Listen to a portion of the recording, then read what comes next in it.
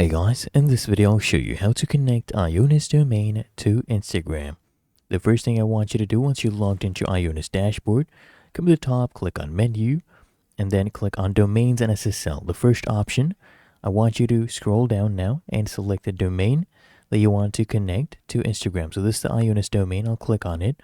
And then I want you to scroll down until you see destination, click here on adjust destination, and then you'll see right now it's connected to YouTube.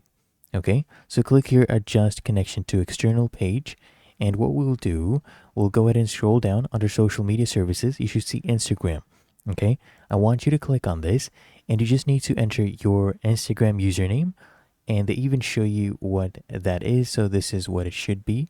So if I come here to Instagram, you can just click on your profile and this is your username. Basically, you just copy this and you come back to IONOS, you paste that in right here, you click on connect, okay? And as soon as you do that, it will be connected. As you can see, it's now connected to Instagram. Give it a few minutes and you can try it out. So we'll try it out. I'll show you that it actually works. All right, here I have just pasted the URL in. As you can see, before it was connected to YouTube. If I press enter now, it should take me to our Instagram page. And there you go.